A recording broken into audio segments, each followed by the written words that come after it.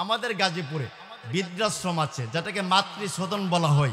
প্রায় সময় আমরা সেখানে যাই বা বাৎসরিক অনুষ্ঠান হয়, সেখানে আমাদেরকে দাওয়াত করে। আমি আজ থেকে প্রায় 4 মাস পূর্বে আমাদের দিরাশ্রম একটা মাতৃসদন আছে, যেখানে প্রায় 3000 মা বাপ বন্দি আছে। নাউজুবিল্লাহ কর। একটা লোককে আমার দেখে খুব মায়া লাগলো। ওনাকে দেখে আমি ভাবছি উনি খুব স্মার্ট ফ্যামিলি। আমি জিজ্ঞাসা করলাম, চাচা আপনার চেহারা দেখে তো মনে হচ্ছে আপনি খুব উন্নতশীল একটা ফ্যামিলির সন্তান। আপনার বডি ল্যাঙ্গুয়েজ দেখে আমি বুঝতে পেরেছি আপনি একজন উপরস্থ সরকারি কর্মকর্তা ছিলেন।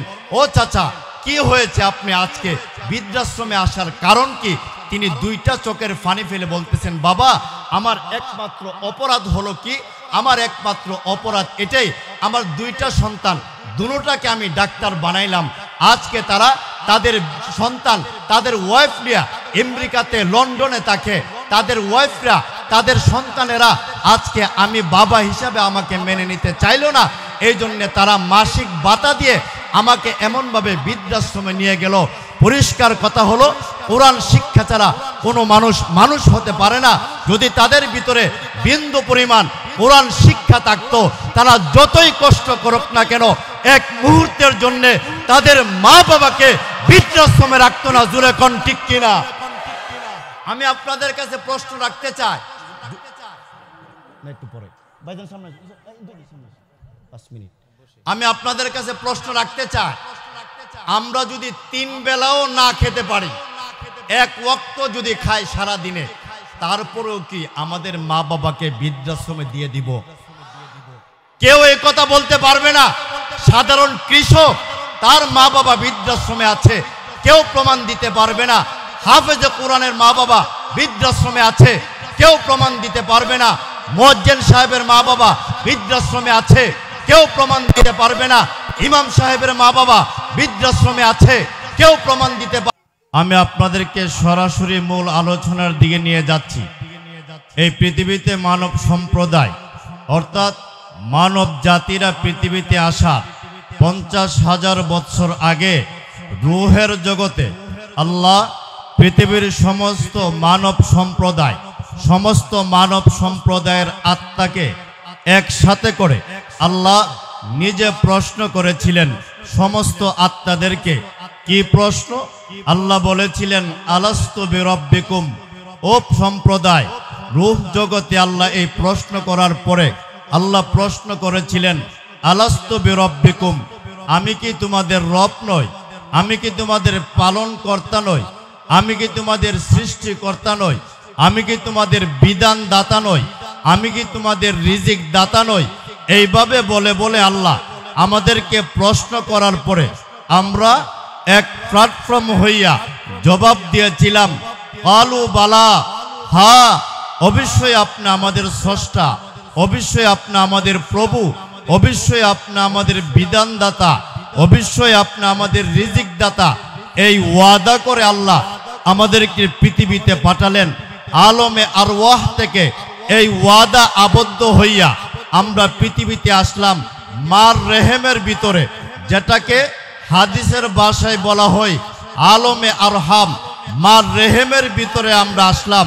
আসার পরে আল্লাহ প্রত্যেক 40 দিন পর পর আল্লাহর রহমতের 2 জন ফেরেশতা পাঠাইয়া তার মার পেটের ভিতরে তাকে সেবা যত্ন করে। এইভাবে মার পেট থেকে 10 মাস 10 দিন, তার চেয়ে কম বেশি হওয়ার পরে আল্লাহ আলমে দুনিয়ার জগতে আমাদেরকে পাঠাইলেন। পাঠানোর পরে আল্লাহ আমাদেরকে জিজ্ঞাসা করলেন, ও পৃথিবীর মানুষেরা, এই আকাশ আল্লাহ, এই জমিন আল্লাহ, এই চন্দ্র সূর্য আল্লাহর, আলো বাতাস আল্লাহর, অর্থাৎ আসমান থেকে জমিন পর্যন্ত যা কিছু দেখা যায় সব কিছু আল্লাহর। সুতরাং গোলামি চলবে কার? আরো জোরে কোন? এই জন্যে আল্লাহ নবী রাহমাতুল লিল আলামিনের বয়স যখন 40 বছর একদিন অতিবাহিত হয়, তখন আল্লাহ তার রাসূলকে বললেন, ওগো নবীজি, আজ থেকে আপনি ঘরে বসে থাকবেন না। কি করবেন? মক্কার উলিতে গুলিতে দাঁড়াইয়া আপনি কালিমার দাওয়াত দিবেন, তাওহীদের কথা বলবেন, আল্লাহ নবী বিছানা থেকে উঠে 40 বছর একদিন হওয়ার পরে নবীজির মক্কার অলিতে গলিতে দাঁড়াইয়া, বিশেষ করে কুরাইশ বংশের দরজায় দরজায় ঘরের ঘরের সামনে দাঁড়াইয়া আল্লাহ নবী বক্তব্য দিতে লাগলেন। কিসের বক্তব্য? ইয়া আইয়ুহান নাস, ও মক্কাবাসীরা, কুলু লা ইলাহা ইল্লাল্লাহ, লা ইলাহা ইল্লাল্লাহ পড়ো, বিশ্বাস করো, তুফলিহুন, এর বরকতে আল্লাহ তোমাদেরকে ইহকালে শান্তি আর পরকালে মুক্তি দিয়ে জান্নাতের মেহমান স্বয়ং আল্লাহ নিজে বানায়া দিবেন। নবীজি যখন এইভাবে কালিমার দাওয়াত দিতে লাগলেন, 40 বছর একদিন অতিবাহিত হওয়ার পরে কালিমার দাওয়াত দিতে লাগলেন, মূর্তির বিরুদ্ধে কথা বলতে লাগলেন। আবু জেহেল, উতবা, সাইবারা এক প্ল্যাটফর্ম হইয়া আমার নবীর বিরুদ্ধে লেগে গেলেন আর বক্তব্য দিতে শুরু করলেন। কিসের বক্তব্য? ও কুরাইশেরা, ও মক্কাবাসীরা, ও মদিনাবাসীরা, আব্দুল্লাহর ছেলে মোহাম্মদ এতদিন সুস্থ ছিল, ভালো ছিল, আজ থেকে আমাদের মূর্তির বিরুদ্ধে কথা বলে, আমাদের গায়রুল্লাহর বিরুদ্ধে কথা বলে, আমাদের লাত মানাত উজ্জার বিরুদ্ধে কথা বলে। কি করতে হবে? তারা মক্কা মদিনার অলিতে গলিতে দাঁড়াইয়া আমার নবীর বিরুদ্ধে বক্তব্য দিতে লাগলেন। তারা বলতে শুরু করলেন, ও কুরাইশেরা, ও মক্কাবাসীরা, আব্দুল্লাহর ছেলে মোহাম্মদের সুন্দর ছেলেটা পাগল হয়ে গেছে। নাউজুবিল্লাহ কর। আমি আপনাদের কাছে প্রশ্ন রাখতে চাই, আল্লাহর নবীর 63 বছর জিন্দেগিতে কোনোদিন পাগল ছিল? এই প্রমাণ আমাদের মধ্যে আছে তো? জোরে কর। কারণ পাগল যারা হবে তার মধ্যে দুইটা আকর্ষণ থাকবে। এক নম্বর আকর্ষণ হলো পাগলের কথার শুরু এবং শেষ ঠিক থাকবে না। 2 নম্বর আকর্ষণ হলো পাগলের লেবাস ঠিক থাকবে না। জোরে কোন ঠিক কিনা? এই মুহূর্তে আমার নবী খানায়ে কাবার সামনে কোরআন তেলাওয়াত করতেন। আবু জেহেল, উতবা, সাইবারা দূর থেকে ডেকে ডেকে বললেন, এ সাইবা, উতবা, কে বা কারা? খানায়ে কাবার সামনে কোনো লাইট নাই, আলো নাই, কিসের আলো, কিসের লাইট দেখা যায়? উতবা, সাইবারা এক প্ল্যাটফর্ম হইয়া জবাব দিলেন, ও লিডার, ও নেতা, এটা দুনিয়ার কোনো লাইটের আলো নয়, এটা হলো আপনার বাতিজা আব্দুল্লাহর ছেলে মোহাম্মদের সুন্দর চেহারার আলোতে খানায়ে কাবার চতুর্দিকে স্বয়ং আল্লাহ আলোকিত করে দিলেন। এর আগে আমাদেরকে বুঝতে হবে, আয়েশা সিদ্দিকা রাদিয়াল্লাহু আনহা, ওনার হাদিস, আয়েশা সিদ্দিকা বলেন, আমার স্বামী মুহাম্মদ সাল্লাল্লাহু আলাইহি ওয়াসাল্লাম যেই দিন এশারের নামাজ পড়াইয়া এমনভাবে আমার হুজরা মুবারকে আসতেন, আমার ঘরে আসতেন, আমি আমার স্বামী আব্দুল্লাহর ছেলে মোহাম্মদের সুন্দর চেহারার আলোতে সুয়ের ছিদ্র দিয়া সুতা ঢুকাইতে পারতাম।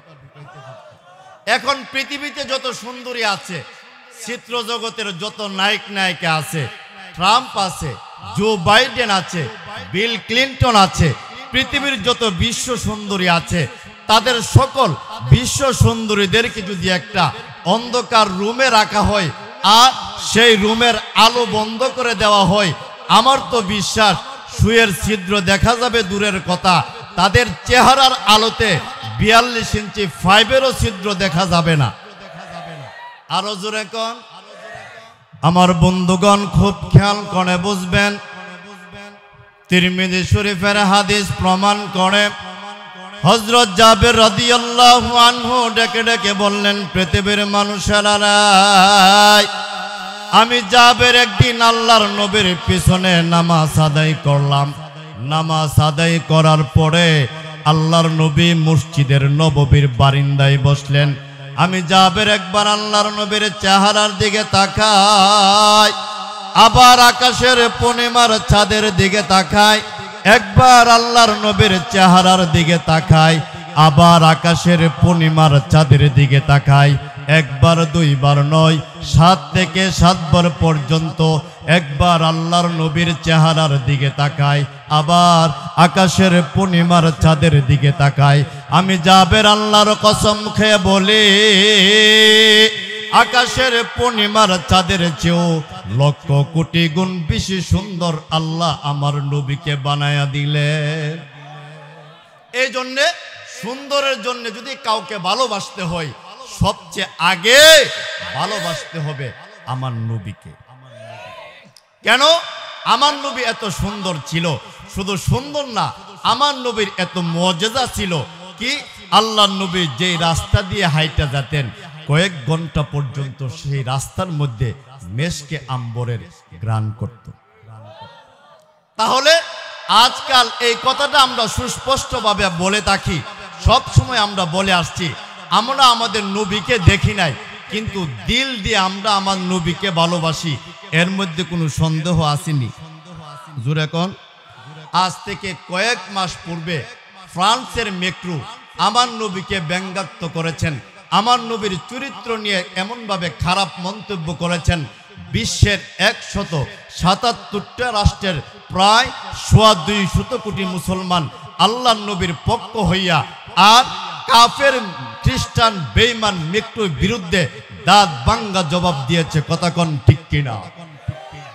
তারা একটা প্ল্যাটফর্ম হইল, ইজ দা ফ্রান্স নামক একটা পত্রিকা বাহির হইল, তারা সেখানে সাংবাদিক সম্মেলন করছেন। সাংবাদিক সম্মেলন করার পরে তারা একটা ঘোষণা দিলেন, সবচেয়ে আগে আর সবচেয়ে বেশি কোন দেশের মানুষ নবীর পক্ষ হইয়া আর ফ্রান্সের বিপক্ষে মেক্রুর বিপক্ষে দাঁত ভাঙ্গা জবাব দিয়েছে, কোন রাষ্ট্রের মানুষ সবচেয়ে বেশি জোরালো দাবি জানিয়েছে। এক প্ল্যাটফর্ম হইয়া 3 মাস পরে সাংবাদিক সম্মেলন করে তারা ঘোষণা দিয়েছেন, সবচেয়ে আগে সবচেয়ে বেশি জোরালো দাবি জানিয়েছে বাংলাদেশের সরলপনা মুসলমানেরা। এই কথাটা আমরা বিশ্বাস করি। তারা আরেকটু বিস্তার করে সাংবাদিক সম্মেলন করে তারা তাদের যেই গোয়েন্দা সংস্থা আছে, ইউ সংস্থা, তাদেরকে বাংলাদেশের ভিতরে 2 মাসের জন্য ছেড়ে দিলেন। 2 মাস পর্যন্ত দেখলেন নবীকে দেখলেন, ভালোবাসা কোথায় থেকে উদ্ভূত হয়, কোথায় থেকে তৈরি হয়, এটা দেখতে হবে। 2 মাস পর্যন্ত ইউ তাদের একটা গোপন সংস্থা তামাম বাংলাদেশের ভিতরে বিচরণ দিনে রাতে করার পরে 2টা জিনিস আমাদের মধ্যে পাইলেন। 1 নম্বর হলো বাংলাদেশের গ্রাম অঞ্চলে প্রত্যেকটা গ্রামে প্রত্যেকটা অঞ্চলে মক্তব এবং মাদ্রাসা। 2 নম্বর, বাংলাদেশের প্রত্যেকটা গ্রাম অঞ্চলে মসজিদে আজান হয়। মাদ্রাসা এবং মসজিদ থাকার কারণে নবীকে না দেখেও তারা দিল দিয়া বিশ্বাস করে। আমরা এই কথা বিশ্বাস করি, আমরা নবীকে দেখি নাই, এই কথা আমাদের বিশ্বাস আছে। না দেখলেও নিজের জীবন থেকে নবীকে ভালোবাসি, তার দাঁত ভাঙ্গা জবাব ফ্রান্সকে আমরা দিয়ে দিয়েছি। জোরে কোন ঠিক কিনা? আবার আজ থেকে কয়েক মাস পূর্বে বাংলাদেশের রাজধানী ঢাকা, সেখানে এক নাস্তিক মাননীয় স্বরাষ্ট্রমন্ত্রী বরাবর একটা দরখাস্ত দিয়েছেন। কিসের দরখাস্ত? ও মাননীয় স্বরাষ্ট্রমন্ত্রী, বাংলাদেশের মোল্লাদের যন্ত্রণায় রাত্রেবেলায় ঘুমাইতে পারি না, আপনার কাছে আবেদন হইল বাংলাদেশের মোল্লারা, বিশেষ করে বাংলাদেশের রাজধানী ঢাকাতে কমসে কম মাইক সাউন্ড দিয়ে ফজরের আজানটা যেন দিতে না পারে। একটু জোরে কোন? আচ্ছা, আপনারা কি মনে করেন, 1-2টা নাস্তিকের যদি আজান ভালো না লাগে, দাদার দেশের গিট খোলা? আরো জোরে কোন? পরের দিন ঢাকার হক্কানি রব্বানি আলেমরা এক প্ল্যাটফর্ম হইয়া স্বরাষ্ট্রমন্ত্রী বরাবর জবাব দিয়েছেন, ও মাননীয় স্বরাষ্ট্রমন্ত্রী, বাংলাদেশের 92% মুসলমান, যেই দেশে আল্লাহু আকবরের ধ্বনিতে সূর্য ওঠে, যেই দেশে আল্লাহু আকবরের ধ্বনিতে সূর্য অস্ত যায়, এই দেশে যাদের আজান ভালো লাগে না, যাদের একামত ভালো লাগে না, যাদের নামাজ ভালো লাগে না, যাদের মাহফিল ভালো লাগে না, যাদের কোরআন তেলাওয়াত ভালো লাগে না, যাদের এমনভাবে তালিম তরবিয়ত ভালো লাগে না, যাদের কোরআন তেলাওয়াতের তাফসির ভালো লাগে না, বাংলাদেশের 16 কোটি মুসলমান তাদের বিরুদ্ধে দাঁত ভাঙ্গা জবাব দিতে 24 ঘন্টা প্রস্তুত। জুড়ে কোন ঠিক কিনা? এই জবাব দেওয়ার পরে আমরা এই কথাটা বলছি, যারা ফজরের আজান বাংলাদেশের রাজধানীতে বন্ধ করতে চায়, প্রয়োজনে বাংলাদেশের মুসলমানেরা ঢাকা শহরে তাহাজ্জুদের আজানও চালু করতে পারে। আপনারা কি মনে করেন 1-2টা নাস্তিকের ভয়ে ঢাকা শহরে আজান বন্ধ হয়ে যাক? আপনারা শান্ত? আরো জোরে কোন? কারণ আমরা এই কথাটা বিশ্বাস করি, আল্লাহর বিধান নবীর বিধানের বিপক্ষে যে কোনো নাস্তিক, যে কোনো মুরতাদ, যে কোনো কাফের, যে কোনো ইহুদি, যে কোনো নাসারা আল্লাহ এবং তার রাসূলের বিধানের বিপক্ষে কথা বললে মুসলমান দলাদলি করতে পারে না। কে ওয়াহাবি, কে এমনভাবে সুন্নি, কে আটরশি, কে ফুরফুরা, কে চরমুনাই, কে এমনভাবে দেওয়ানবাগি, কে কোন তরিকাতের আছে সেটা দেখার বিষয় নয়। সর্বপ্রথম মুসলমানেরা জাত, বর্ণ, ধর্ম সব কিছু পরিত্যাগ করে এক প্ল্যাটফর্ম হইয়া জবাব দিবে। মুসলমান আল্লাহর নবীর উম্মত, আল্লাহর বান্দা হিসাবে আল্লাহ এবং তার রাসূলের বিপক্ষে কথা বললে বসে থাকবো না, দাঁত ভাঙা জবাব দিব। জোরে কোন ঠিক কিনা? কারণ আমরা এই কথাটা বিশ্বাস করি, নবীর ভালোবাসা আর আল্লাহর প্রেম নিয়ে মরতে চাই। জোরে কোন ঠিক নি? আমার বন্ধুগণ খুব খেয়াল করে বুঝবেন, আল্লাহর নবীর স্ত্রী আম্মা জান আয়েশা সিদ্দিকা ডেকে ডেকে বললেন, পৃথিবীর মানুষেরা, আমার স্বামী মুহাম্মদের এত লম্বা সেজদা আমি জিন্দেগিতে কোনোদিন দেখি নাই। আমি আয়েশা মনে করলাম আল্লাহর নবী হয়তো পৃথিবীর জমিন থেকে বিদায় হইলেন। আমি আয়েশা আল্লাহর নবীর আঙ্গুল মুবারকে চাপ দিলাম। আমি আয়েশা জানলাম আল্লাহর নবী জিন্দা আছেন। এমতো অবস্থায় আল্লাহর নবী সেজদার থেকে উঠে গেলেন। আম্মা জান আয়েশা ডেকে ডেকে বললেন, ওগো আল্লাহর হাবিব, নবী গো আপনার কোনো গুনাহ নাই, আপনার কোনো পাপ নাই। নবী গো এত লম্বা সেজদা দেওয়ার কারণ কি আমি আয়েশা জানতে চাই। আল্লাহর নবী ডেকে ডেকে বললেন, কিরে আয়েশা, আমি মুহাম্মদ পৃথিবীর জমিন থেকে বিদায় হয়ে গেলে আমি নবীকে দেখবে না, কিন্তু নবী বলে মেনে নিবে। আমি আপনাদের কাছে প্রশ্ন রাখতে চাই, আমরা আমাদের নবীকে চর্মচক্ষে দেখি নাই কিন্তু মানিনি। আরো জোরে আল্লাহর নবী ডেকে ডেকে বললেন, আয়েশা রে, আমি নবীকে না দেখে নবী বলে মেনে নিবে। আমার সাহাবী আবু বকরকে দেখবে না, মেনে নিবে। উমরকে দেখবে না, মেনে নিবে। আলীকে দেখবে না, উসমানকে দেখবে না, মেনে নিবে।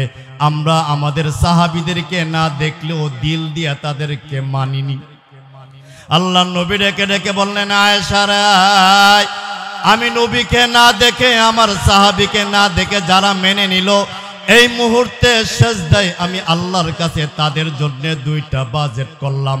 আল্লাহর কাছে ডেকে ডেকে বললাম, আল্লাহ, আমি মুহাম্মদ থেকে বিদায় হয়ে গেলে আমার উম্মতের জিম্মাদার কে হবে? ওগো আল্লাহ, আমি নবী বিদায় হয়ে গেলে আমার উম্মতের জিম্মাদার কে হবে? আল্লাহ জিব্রাইলকে পাঠিয়ে দিলেন, কিরে জিব্রাইল, যাও আমার বন্ধু মুহাম্মদকে গিয়ে আমার সালাম দাও। বন্ধুকে বলে দাও, পৃথিবীর জমিন থেকে আমার বন্ধু বিদায় হয়ে গেলে কিয়ামত পর্যন্ত আমার বন্ধুর উম্মতের জিম্মাদার আমি আল্লাহ নিজেই এই মুহূর্তে হয়ে গেলাম। আপনারা বলেন, আজ থেকে প্রায় 1500 বছর আগে আল্লাহর নবী সেজদায় পড়ে আমাদের জন্য দোয়া করছেন। আল্লাহর কাছে বলছেন, আল্লাহ, আমি মুহাম্মদ পৃথিবীর জমিন থেকে বিদায় হয়ে গেলে আমার উম্মতের দেখাশোনা কে করবে? আল্লাহ জিব্রাইলকে পাঠাইয়া বললেন, নবী গো, আপনার উম্মতের জন্য আপনি টেনশন পেরেশানি করার কোনো কারণ নাই। বলে কেন? আপনি পৃথিবীর জমিন থেকে বিদায় হয়ে গেলে কালিমা লা ইলাহা ইল্লাল্লাহ পড়নেওয়ালা আপনার উম্মতের নারী পুরুষের জিম্মাদারি আমি আল্লাহ এই মুহূর্তে গ্রহণ করলাম। 2 নম্বর জিম্মাদার আল্লাহ নবী বলতেছেন, ও আল্লাহ, আনা আফজালুল আম্বিয়া ওয়া উম্মতি আফজালুল উমাম, আমি হইলাম সমস্ত নবীদের মধ্যে শ্রেষ্ঠ, আর আমার উম্মত হইল সমস্ত নবীদের উম্মতের মধ্যে শ্রেষ্ঠ। আল্লাহ গো, আমার উম্মত জাহান্নামে থাকলে আমি নবীর ইজ্জত থাকবে না। আল্লাহ, আমার উম্মতদেরকে জাহান্নাম থেকে ধরে জান্নাতে নেওয়ার ফয়সালা তুমি করবানি। জিব্রাইল এসে বললেন, নবী গো, আপনার 2 নম্বর দরখাস্তটাও আল্লাহ এই মুহূর্তে মঞ্জুর করে নিলেন। আপনার যে সমস্ত কালিমা পড়নেওয়ালা নারী পুরুষ উম্মতেরা জাহান্নামে থাকবে, আপনাকে টেনশন করা লাগবে না। আল্লাহ নিজ কুদরতিভাবে জাহান্নাম থেকে উঠাইয়া আপনার সাথে তাদেরকে জান্নাতের মেহমান বানাইয়া দিবেন। কিন্তু এই জান্নাতের মেহমান যে আল্লাহ বানাইয়া দিবেন, কিছু শর্ত আছে। শর্তগুলা কি? যেখানে দ্বীনি প্রতিষ্ঠান আছে, যেখানে আল্লাহর নবীর কথা হয়, যেখানে আল্লাহর কথা হয়, আপনি দেখবেন কোরআন শিক্ষা ছাড়া কোনো মানুষ হতে পারে না। আজকাল অনেকে মানুষ হয়েছে, ডক্টর আহমদ শরীফ ডক্টর হয়েছে, কিন্তু এন্তেকালের আগে তার পরিবারের সদস্যকে বলে দিয়েছেন, হে আমার পরিবারের সদস্যরা, আমি ডক্টর আহমদ শরীফ পৃথিবীর জমিন থেকে বিদায় হয়ে গেলে আমি পরকালকে বিশ্বাস করি না, জান্নাত জাহান্নামকে বিশ্বাস করি না, আমার লাশটা মেডিকেলের মর্গে রেখে দিবা, কারণ কবরে দাফন করবা না, পরকালে আমি বিশ্বাসী নই। এই জন্য আমি আপনাদের কাছে প্রশ্ন রাখতে চাই, ডক্টর আহমদ শরীফ নাস্তিক হওয়ার পরে পরকালকে বিশ্বাস করে নাই, মরণরে বিশ্বাস করছিলেন। আরো জোরে কোন। কিন্তু আমরাও পৃথিবীর জমিন থেকে বিদায় হতে হবে, কিন্তু বিদায় হওয়ার আগে, এই পৃথিবীর জমিন থেকে বিদায় হওয়ার আগে কবরের সামান জোগাতে হবে, ইমানের পিছনে মেহনত করতে হবে, আমলের পিছনে মেহনত করতে হবে। কিভাবে মেহনত করবেন? হক্কানি রব্বানি আলেমরা যেই সবক আপনাকে দিবেন, সেই সবক মেনে আপনি আপনার রুটিন মোয়াফেক দিন অতিবাহিত করবেন, নামাজ আদায় করবেন, তসবিহ তাহলিল করবেন। আজকাল দেখা যায় বিভিন্ন সময় আমরা সকলেই নেক আমল করতে চাই, কিন্তু নেক আমলের ভিতরে কিন্তু বেজাল শুরু হয়েছে। জোরে কোন ঠিক নেই? কারণ কোরআন শিক্ষা ছাড়া কোনো মানুষ হতে পারে না। আজকাল দেখবেন কোরআন শিক্ষা নাই। এমনও হয়েছে ট্রান্সজেন্ডার, এর অর্থ বাংলা ভাষায় যদি আমি বলি, ইউরোপ আমেরিকা সবচেয়ে দামি রাষ্ট্র, আমরা সকলেই আমাদের একটা সন্তানকে সেই রাষ্ট্রে পাঠাতে চাই, অথচ এত উন্নত রাষ্ট্র হইয়াও আল্লাহর আইনের বিধান পুরুষে পুরুষে বিয়ে, মহিলা বিয়া। নাউজুবিল্লাহ কোন। আচ্ছা, আপনারা শিক্ষিত সমাজের মানুষ, পুরুষে পুরুষে বিয়ে, মহিলা বিয়া, এটা কি আমার আল্লাহ পছন্দ করেনি? আরো জোরে। কিন্তু তাদের ধারাবাহিকতার অংশ নাম পরিবর্তন করে ট্রান্সজেন্ডার বলে, এমনকি নাম পরিবর্তন করে বাংলাদেশের ব্রাক নামক ইউনিভার্সিটিতে এই তামাশা শুরু হয়েছে। পরিষ্কার কথা হলো, বাংলাদেশে আল্লাহু আকবরের দুনিতে সূর্য ওঠে, বাংলাদেশে আল্লাহু আকবরের দুনিতে সূর্য অস্ত যায়। যারা কোরআনের বিপক্ষে কথা বলবে, নবীর বিপক্ষে কথা বলবে, আল্লাহর আইনের বিপক্ষে কথা বলবে, নবীর শরীয়তের বিপক্ষে কথা বলবে, ট্রান্সজেন্ডার নামক সমকামিতার আইন ইউনিভার্সিটিতে প্রচার করার দুঃসাহস যারা চালাবে, বাংলাদেশের 16 কোটি মুসলমান দাঁত ভাঙ্গা জবাব দিতে 24 ঘন্টা প্রস্তুত। জুড়ে কোন ঠিক কিনা? কারণ আমরা এই কথাটা বিশ্বাস করি, আমার আল্লাহ যেটা পছন্দ করে না, কোটি টাকা দিলেও আমি এটাকে পছন্দ করব। এই জন্য পুরুষে পুরুষে বিয়ে, মহিলা বিয়া, এটার একটা আংশিক নাম পরিবর্তন করে ট্রান্সজেন্ডার। এর অর্থ হইল পুরুষে পুরুষে, মহিলা। আচ্ছা, আপনারা বলেন, রুচিশীল কোনো পুরুষ আরেক পুরুষকে বিয়ে করতে পারেনি? জোরে কোন। আমার মনে হয় এদেরকে কুকুর বা শিয়াল মনে কামড়াইছে। জোরে কোন। কিন্তু আমরা সব সময় আপনি দেখবেন তামাম পৃথিবীতে বাংলাদেশের 2 জন মানুষের প্রতি পশ্চিমা, অর্থাৎ পশ্চিমারা ইসলামকে বিশ্বাস করে না, আলেম উলামাকে বিশ্বাস করে না, আমাদেরকে জঙ্গিবাদ বলে গালি দেয়, মৌলবাদ বলে গালি দেয়, সন্ত্রাস বলে যারা গালি দেয়, মুমিন মুসলমানদেরকে যারা এমনভাবে সন্ত্রাস বলে হুমকি দেয়, এই পশ্চিমারা বাংলাদেশের 2টা মানুষকে খুব পছন্দ করে। 2 জন মানুষকে তারা নোবেল পুরস্কার দিয়েছেন। একজন হলেন গ্রামীণ ব্যাংকের প্রতিষ্ঠাতা ডক্টর ইউনুসকে পশ্চিমারা খুব ভালোবাসে। জোরে কোন ঠিক নেই? আর 2 নম্বর হলো ব্রাকের প্রতিষ্ঠাতা যিনি আছেন ইবনে মাসুদ, তারেও পশ্চিমারা খুব বিশ্বাস করে, আদর করে। আমি আপনাদের কাছে প্রশ্ন রাখতে চাই, গ্রামীণ ব্যাংক আর ব্রাক এরা আপন সূত্রে আপন ভাই, দুটো হইল সুদি। এই সুদি কারবার ঘরের ভিতরে ঢুকাইয়া স্বামী স্ত্রীর মধ্যে দ্বন্দ্ব। আজকাল দেখা যায় জায়গা বিক্রি করে ফেলে, আত্মহত্যা করে। আপনারা দেখবেন কয়েক মাস পূর্বে ঢাকা মিরপুর 10-এ কয়েকজন ফ্যামিলির 4 জন মিলে আত্মহত্যা করছে।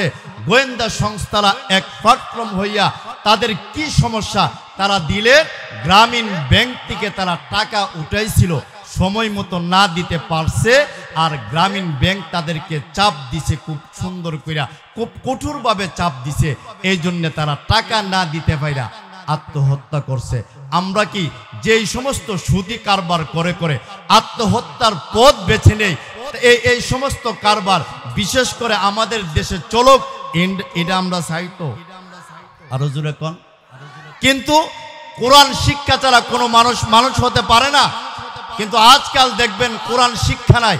আপনি দেখবেন যে যার সর্বপ্রথম শিক্ষা আলিফ বা তাসা হবে, যার সর্বপ্রথম শিক্ষা সূরা ফাতিহা হবে, এই সন্তান ইঞ্জিনিয়ার হলেও রোডের বদলা বাস দিবে না, ডাক্তার হলেও মানুষের প্রতি অমানবিক এমনভাবে নির্যাতন করবে না, প্রফেসর হলেও ধোঁকাবাজি করবে না, মাস্টার হলেও ধোঁকাবাজি করবে না। কারণ আলিফ বা তাসা শিক্ষা একটা অমানুষকে মানুষ বানায় দেয়। জুরে কোন ঠিক কিনা? আপনি দেখবেন আমাদের গাজীপুরে বৃদ্ধাশ্রম আছে, যেটাকে মাতৃসদন বলা হয়। প্রায় সময় আমরা সেখানে যাই বা বাৎসরিক অনুষ্ঠান হয়, সেখানে আমাদেরকে দাওয়াত করে। আমি আজ থেকে প্রায় 4 মাস পূর্বে আমাদের দিরাশ্রম একটা মাতৃসদন আছে, যেখানে প্রায় 3000 মা বাপ বন্দি আছে। নাউজুবিল্লাহ কর। একটা লোককে আমার দেখে খুব মায়া লাগলো। উনাকে দেখে আমি ভাবছি উনি খুব স্মার্ট ফ্যামিলি। আমি জিজ্ঞাসা করলাম, চাচা আপনার চেহারা দেখে তো মনে হচ্ছে আপনি খুব উন্নতশীল একটা ফ্যামিলির সন্তান। আপনার বডি ল্যাঙ্গুয়েজ দেখে আমি বুঝতে পেরেছি আপনি একজন উপরস্থ সরকারি কর্মকর্তা ছিলেন। ও চাচা, কি হয়েছে আপনি আজকে বৃদ্ধাশ্রমে আসার কারণ কি?